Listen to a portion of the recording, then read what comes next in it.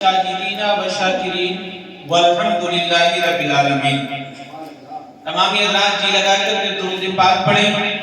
اللہم صلی علی سیدنا شفیعنا سیدنا مولانا محمد مبارک وسلم صلی علیہ صلاۃ و سلام علیک یا رسول اللہ صلی اللہ علیہ وسلم۔ شاعر کہتا ہے کہ دلوں سے درد کے کانٹے نکال دیتا ہے، کہ دلوں سے درد کے کانٹے نکال دیتا ہے اور علی کا ذکر مصیبت کو ٹال دیتا ہے۔ کہ دلوں سے درد کے کانٹے نکال دیتا ہے، علی کا ذکر مصیبت کو ٹال دیتا ہے، علی کا ذکر مصیبت کو ٹال دیتا ہے۔ اور میں قادری ہوں میرا پیر غوث اعظم ہے، میں قادری ہوں میرا پیر غوث اعظم ہے، جو 12 سال کی ڈوبی ہوئی کشتی نکال دیتا ہے۔ میں قادری ہوں میرا پیر غوث اعظم ہے، جو 12 سال کی ڈوبی ہوئی کشتی نکال دیتا ہے۔ اور بلکہ پلٹ کر کے یوں کہوں کہ میں قادری ہوں میرا پیر غوث اعظم ہے، میں قادری ہوں میرا پیر غوث اعظم ہے، جو قبر سے مردے کو زندہ نکال دیتا ہے۔ میں قادری ہوں میرا پیر غوث اعظم ہے، جو قبر سے مردے کو زندہ نکال دیتا ہے۔ حضرات محترم، اللہ تبارک و تعالیٰ نے قرآن مجید میں ارشاد فرمایا کہ الذین آمنوا وکانوا یتقون، کہ وہ لوگ ایمان والے ہوں گے اور ساتھ ہی ساتھ وہ پرہیزگار ہوں گے۔ اللہ تبارک و تعالیٰ نے قرآن مجید کے اندر اللہ والوں کی پہچان بتائی کہ وہ لوگ کیسے ہوں گے۔ چند منٹ آپ حضرات توجہ میری جانب رکھیں۔ اللہ نے فرمایا کہ وہ لوگ ایمان والے ہوں گے اور ان کی پہچان یہ ہوگی کہ وہ پرہیزگار ہوں گے۔ اور دوسری جگہ پر سرکار نے ارشاد فرمایا، سرکار فرماتے ہیں، آپ فرماتے ہیں الذین اذا ذکر اللہ تعالی، کہ اللہ کا ولی اس کی پہچان یہ ہے۔ آپ کیسے پہچانیں گے کہ اللہ کا ولی کون ہوتا ہے، کیسا ہوتا ہے اللہ کا ولی؟ تو سرکار نے ان کی پہچان بتائی کہ اللہ کا ولی وہ ہوتا ہے کہ جسے دیکھ کر کے اللہ یاد آ جائے۔ اللہ کا ولی ہوا کرتا ہے۔ اب اس سے یہ بھی پتا چل گیا کہ 10 انگوٹھیاں اپنے ہاتھوں میں پہننے والا، اپنے گلے میں تسبیح اور مالوں کو ڈالنے والا، وہ اللہ کا ولی نہیں ہو سکتا، بلکہ سرکار نے فرمایا کہ جسے دیکھ کر کے اللہ یاد آ جائے وہ اللہ کا ولی ہوا کرتا ہے۔ اللہ کا ولی ہوتا ہے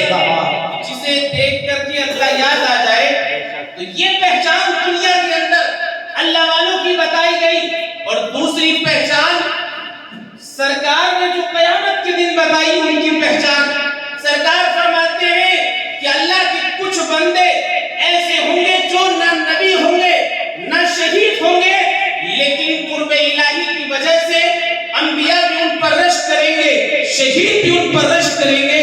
اور سرکار نے فرمایا وہ ایسے ہوں گے کہ جنہیں دیکھ کر انبیاء رشک کریں گے، شہداء رشک کریں گے۔ صحابہ کرتے ہیں یا رسول اللہ وہ کون لوگ ہوں گے اور ان کی پہچان کیا ہوگی، ان کے اعمال کیا ہوں گے؟ تو میرے سرکار نے فرمایا ان کے اعمال یہ ہوں گے کہ وہ آپس میں محبت صرف اللہ کے لیے کریں گے، ایک دوسرے سے تعلقات وہ دنیا بھی کسی غرض کے لیے نہیں کریں گے، بلکہ دنیا بھی کوئی مالی منفعت نہیں ہوگی، ان کا دنیا بھی کوئی مقصد نہیں ہوگا۔ اور جہاں پر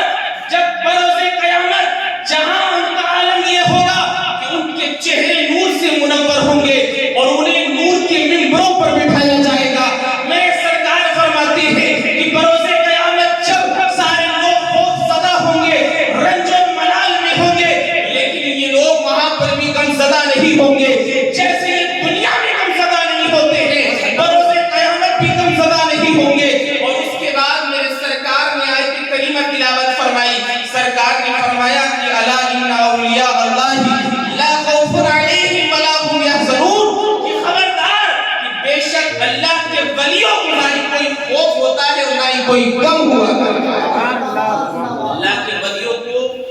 نہ ہی کوئی خوف ہوتا ہے اور نہ ہی کوئی غم ہوا کرتا ہے۔ تو یہ ہوتے ہیں اللہ کے ولی کہ جنہیں دیکھ کر کے اللہ یاد آ جائے اور جنہیں دیکھ کر کے جن کے مرتبے اور رتبے انبیاء اور شہداء رش کریں بروز قیامت، یہ اللہ کے ولی ہوا کرتے ہیں، یہ اللہ کے ولی ہوتے ہیں۔ اور حدیث مبارکہ کے اندر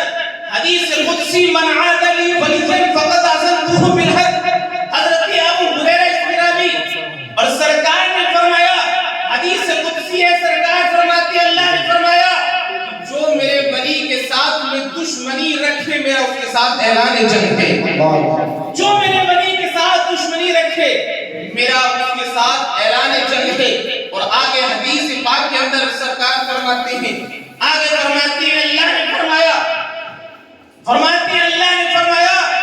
کہ بندہ جن چیزوں کے ذریعے میرا قرب حاصل کرتا ہے ان میں سے فرائض ہے، اور اس کے بعد بندہ نوافل کے ذریعے میرا قرب حاصل کرتا رہتا ہے، قرب حاصل مسلسل کرتا رہتا ہے۔ اور آپ فرماتے ہیں اللہ نے فرمایا قرب حاصل کرتا رہتا ہے نوافل کے ذریعے، اللہ فرماتا ہے میں اس کو اپنا محبوب بنا لیتا ہوں، اور جب میں کسی کو اپنا محبوب بنا لیتا ہوں تو میں اسے یہ شان عطا کرتا ہوں کہ زبان تو اس کی ہوتی ہے، اس کے اندر طاقت میری ہوا کرتی ہے، کان تو اس کے ہوتے ہیں لیکن اس کے اندر طاقت میری ہوتی ہے، ہاتھ تو اس کے ہوتے ہیں طاقت میری ہوا کرتی ہے، اس کا چلنا ہوتا ہے لیکن طاقت میری ہوا کرتی ہے، اور مجھ سے جو چیز کی وہ مانگتا ہے وہ تمام چیزیں میں اسے عطا فرما دیتا ہوں، تمام چیزیں عطا فرماتا ہوں۔ اسی حدیث پاک کے تناظر میں آپ دیکھیں حضور غوث اعظم رضی اللہ تعالیٰ عنہ کی شان دیکھیں، ان کا مقام اور مرتبہ دیکھیں۔ ایک ڈاکٹر نے ایک اعتراض کیا کہ تم لوگ یہ کہتے ہو کہ غوث اعظم کو اگر ہم یہاں سے پکارے تو وہ بغداد معلیٰ سے ہماری فریادوں کو سنتے ہیں، اگر ہم اجمیر معلیٰ کے اندر اگر ہم حضور خواجہ غریب نواز کو پکارے تو وہ سنتے ہیں، تم لوگوں کا عقیدہ تو یہ ہے، تو ذرا یہ بتاؤ کہ اگر کوئی فارسی میں ان کو پکارتا ہے، کوئی انگریزی میں پکارتا ہے، کوئی عربی میں پکارتا ہے، کوئی ہندی میں پکارتا ہے، تو کیا وہ ساری زبانوں کو جانتے ہیں؟ اور کیا ایک وقت میں اگر ہزاروں لوگ پکارے تو وہ تمام کی زبانوں کو سن لیتے ہیں، تمام کی آوازوں کو سن لیتے ہیں؟ اور اسی حدیث پاک کے اندر ان کا جواب بھی دے دیا گیا، اس کا جواب بھی اسی کے اندر دے دیا گیا کہ اگر ہم یہاں سے پکارتے ہیں تو پکارنا تو ہمارا ہوتا ہے، اور جب ہم یہاں سے پکارتے ہیں تو غوث اعظم جو ہماری فریادوں کو سنتے ہیں تو سننا تو ان کا ہوتا ہے، اس کے اندر جو طاقت ہوا کرتی ہے وہ اللہ کی جانب سے ہوا کرتی ہے،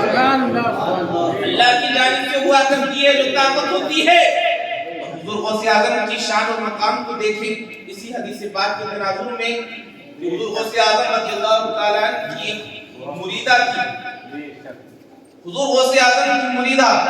ایک مرتبہ وہ جنگل کی طرف گئی، ایک سر پھرا، اس کا عاشق ہو گیا اور وہ بھی اس کے پیچھے پیچھے پہاڑ کی طرف چلنے لگا، اور جب وہ وہاں پہنچی تو وہ اس کے اوپر حاوی ہونا چاہتا تھا، جیسے ہی یہ حاوی ہونا چاہتا تھا یہ مریدہ حضور غوث اعظم کی جانب لو لگاتی ہے، غوث اعظم کو پکارتی ہے، حضور غوث اعظم اجمیر، حضور غوث اعظم بغداد معلیٰ مدرسہ نظامیہ میں وضو فرما رہے تھے، جیسے ہی اپنی مریدہ کی آواز کو سنا آپ نے اپنے کھڑاؤ نکالے، اپنے چپل نکالے، اور نکالنے کے بعد ہوا میں لہرا دیا، آپ کا یہ لہرانا تھا، وہ کھڑاؤ جا کر کے اس فاسق کے سر پہ لگنے لگتے ہیں، یہاں تک کہ وہ کھڑاؤ اس کے سر پہ لگتے رہتے ہیں، وہ مر جاتا ہے، اس کے بعد وہ عورت آپ کے کھڑاؤ کو لے کر کے آپ کی بارگاہ میں حاضر ہوتی ہے اور سارا واقعہ سناتی ہے۔ تو میں تم لوگوں سے پوچھنا چاہتا ہوں اور میں یہ معلوم کرنا چاہتا ہوں کہ حضور غوث اعظم تو بغداد معلیٰ میں مدرسہ نظامیہ میں وضو فرما رہے تھے، اس عورت نے پکارا تو حضور غوث اعظم نے مدرسے میں آواز کو سنا اور اپنے کھڑاؤ کو ہوا میں لہرایا، تو لہرانا کھڑاؤ کو پھینکنا تو غوث اعظم کا تھا، لیکن یہ جو طاقت عطا کی تھی اللہ نے عطا کی ہے کہ یہاں سے انہوں نے پھینکا تو وہ جا کر اس فاسق کے سر پہ لگ جاتا ہے۔ تو اس سے یہ پتا چلا کہ ہاتھ تو غوث اعظم کے ہوتے ہیں لیکن جو طاقت ہوا کرتی ہے وہ اللہ کی جانب سے ہوا کرتی ہے، بے شک بہت خوب ماشاءاللہ طاقت ہوا کرتی کی ہے حضرات، تو بڑی شان ہے حضور غوث اعظم رضی اللہ تعالیٰ عنہ کی، اگر بیان کیا جائے تو بہت کم ہے، علماء اکرام موجود ہیں، رب تعالیٰ کی بارگاہ میں دعا ہے کہ مولا ہم لوگوں کو حضور غوث اعظم کے فیضان سے مالا مال فرمائے۔ استغفر اللہ ربی من کل ذنب و اتوب الیہ وما توفیقی الا باللہ۔ السلام علیکم ورحمۃ اللہ۔